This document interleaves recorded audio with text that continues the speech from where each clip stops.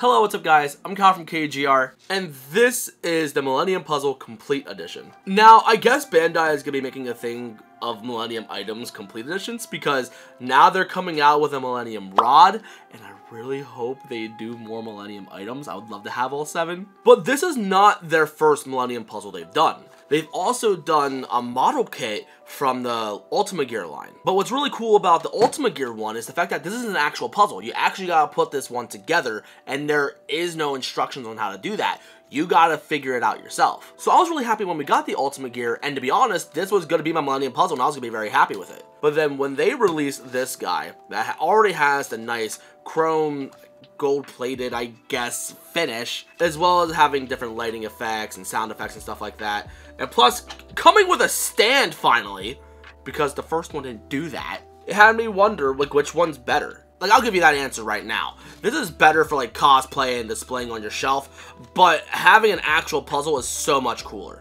But getting this guy is also a little expensive, I believe. At least it was for a little bit. I haven't seen listings recently on eBay. But let's just focus on this guy. But let's compare them for a little bit. Both of these are 1-to-1 scale replicas from Bandai. So if you compare it side by side, like, the gaps are going to be much bigger, but the gaps should be big if you've seen the show. And then when you go to the back, you're going to have a couple of speaker grills as well as a couple of buttons that do one doing lighting effects and another one doing music. Then the other side looks just as good. When it comes to the likeness of the show, it's kind of hard to tell that since that was mostly hand animated, so the model always changed looks, so I can't really determine that one for you. But from bringing it to life, I think they did a fantastic job, and I'm really happy with how this looks. But I know a lot of people love opening this up and then putting on the final piece. Thankfully, you can still do that with the new Complete Edition. In fact, when you get it out of the box, you get the puzzle itself. The string is on separately. Then you have the Millennium Eye piece, and then you have the stand. And for some reason, no instructions. At least mine didn't come with instructions. So putting in batteries in this thing was a giant pain. So I'm going to teach you how to do that since the thing doesn't really teach you how to do that properly. So what you're going to do, you're going to take this, you're going to rotate it clockwise, and then just lift, okay? Then you're going to see all these screws. At first you think that's where the batteries go. No! That's how you take it apart. On the top of this lid, this is just a little mechanism to actually get this thing to lock in place. And here, what you gotta do is you gotta get under this. I didn't know how to get under there. So you get something like a pen or a needle or something, and you're gonna poke this little circle right here. You're gonna poke that and then push this forward. And then, bam, that's your battery clip, and there's where your batteries go. Again, no instructions. I'm not sure if this is a regular thing in Japan or not. All I know is I struggled to get this done. And realistically, I don't think you need this cover to put this back on either. But for aesthetic purposes, we're going to put it back on, and then we're going to twist this back, put this on here, and bam! But now I'm curious, can it go the other way around? It doesn't feel like it, no. So thankfully, it won't get mixed up, and it only goes on one way. So there's a little power switch in there, so once you flick that on after you put your batteries in, you're going to put this on, and you're going to see that nice light effect and hear that sound effect.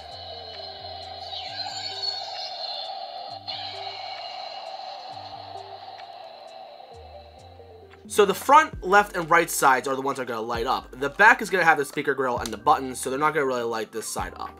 Which, honestly, that's fine. I don't care. But man, with this having this nice chrome finish, it is a fingerprint magnet. So make sure you have like Windex and like a nice microfiber cloth to like wipe this thing down after you're done manhandling it. But getting the front piece in and out is a little bit of an annoyance because there is a seam right here on both sides that you try to pick at, and it's easy to get your fingernails caught on those and accidentally try to pry this thing apart. And trying to get in between those two gaps is a little bit annoying, so I like having like a little bit of a tool to dig in there and grab it for me.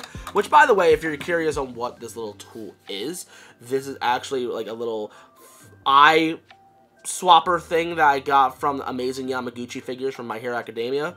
And so now I just keep one on the side of me because this is a really useful tool for other things as well. But realistically, you're not going to be taking this thing in and out all that much. But I kind of wish that like the inside of this had a much better presentation. I get why they made it like clear like this so the lighting effect can illuminate everything, no problem. But just seeing that kinda gets rid of the magic charm out of it, you know? It kinda like breaks the illusion. Like, wow, with this, you open this up and then bam, you see like the inside of the puzzle. You're like, wow, this is really compact. This is really all together in there. So like, seeing this as a puzzle is so cool. And then the two buttons have two different functions. The left one is going to focus on the lighting and the sound effects, so one's just going to be longer than the other one. So the first one you're going to hear right now is going to be the much longer version of it.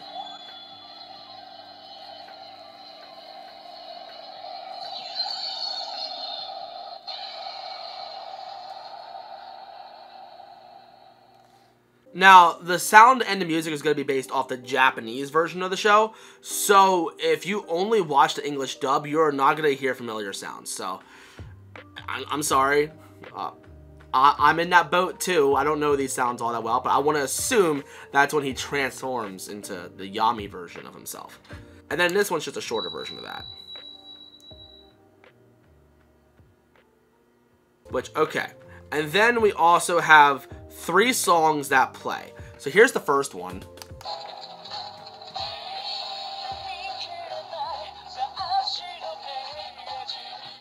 And I'm going to turn that off before I get a copyright claim, but I have no idea what that is. But the fact that it's coming from a speaker that sounds like it came in a phone from like 15 years ago, it's not the best speaker around. It's not going to be the life of the party there. Then the second one is going to be the typical dueling music.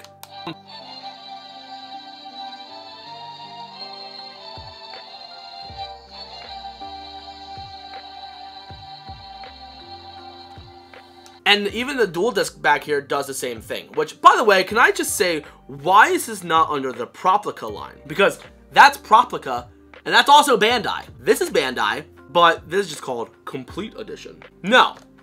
This should be a Proplica. But anyway, the third and final song that plays.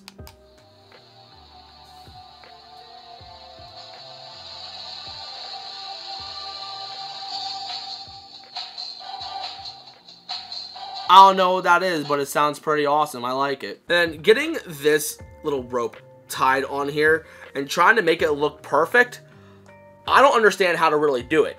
I know a heat gun or a hair dryer is definitely going to be involved to warp it the way you want it to. And I kind of wish that the chain was also a bit of an option, but no, we don't get that either, but that's okay. The fact that they do give you a rope, though, is pretty nice, though, so at least be thankful for that. Because with the UltimaGear, you got no stand. You got nothing to wrap it around yourself. You're on your own for this one. Kind of just like trying to solve the puzzle. You're completely on your own. But as of this recording, like when it comes to accessibility, this was I believe a P Bandai exclusive. So like getting this is still going to be tough nevertheless, and still going to be expensive. I haven't seen listings on both of these like on eBay or anything, so I don't know what they're really going for now. But for anybody who's wanted a Millennium puzzle, this is the perfect replica. Like, this does a fantastic job of recreating the Millennium puzzle. I'm personally more of a fan of the UltimaGear myself because I love the puzzle aspect to it, and personally I do like this look a lot where it's just plain. And why are my hands so hairy? I was just petting my cat because she's so needy and she sheds like crazy. But anyway, back to this. I personally like the look of this a lot, but even though it can look a lot better, I personally like the way the coloring looks and stuff on this, so it's fine. But this one objectively looks better. So I'm excited to see what else Bandai puts out for their Millennium items. I hope they do more than just this and the rod. I really hope they do all 7 items. But as of right now, on my one shelf, I display the dual disc as well as this Millennium puzzle. And then I have the UltimaGear Gold Sarcophagus, and I take this one apart and put all the pieces in here. Because that's what this is for, by the way. And if I feel like reassembling the UltimaGear Millennium puzzle, I just open this up, empty it, build it, have fun with it, smile at it, and take it apart and put it back in this box. And I can still have a nice Millennium puzzle to show off on my shelf. So if you can only get one out of the 2, I guess let me know in the comments which one you'd rather prefer. I feel like if I only could get one, I'd probably go for the UltimaGear. But I do love the look of both of these so much. And then when the Millennium Rod comes out, and I think that's coming out in like February or March, I'll be doing a review on that. But I can't compare it to anything because that's like the first scale replica too. That's actually pretty sweet. So yeah, this is the overall better product when it comes to the display and functionality, but I like the puzzle aspect to this so much more. So it's tough to say which one's better. That's completely up to you. I mean, if you want to buy these things, I don't really have any direct links to buy these things because depending on when this comes out, they're probably going to be gone. As of this recording, I will have a direct link to this one from Nin Game, and if I find one through them for this, I'll try to do that as well, but chances are I'm probably not going to be able to find one. But I'll have some eBay listings down there, so you don't have to search or anything. It's just there ready for you. But when it comes to putting this model kit together, it's real easy. In fact, as someone who doesn't do model kits, I had no issue putting this thing together. Solving the puzzle, on the other hand, that was tough. That one took me a good bit. But I feel like I'm rambling now, so I think I'm going to stop. Let me know in the comments which one would you rather get. And how much do you like Yu-Gi-Oh? What's your favorite Yu-Gi-Oh monster? Other Yu-Gi-Oh questions, I guess. How about you share some of your favorite Yu-Gi-Oh memories? I like that. Because I remember my friends and I used to have duel discs and we used to duel each other. And we made really crappy decks, but we had fun with it. It was full of love. So I was very happy. I had a great time. So anyway, thank you for watching. I hope you enjoyed the video. And when it comes to Yu-Gi-Oh content, I don't really do it much. So thank you for watching. I love you guys to death. And I'll see you on the next one. So peace, peace.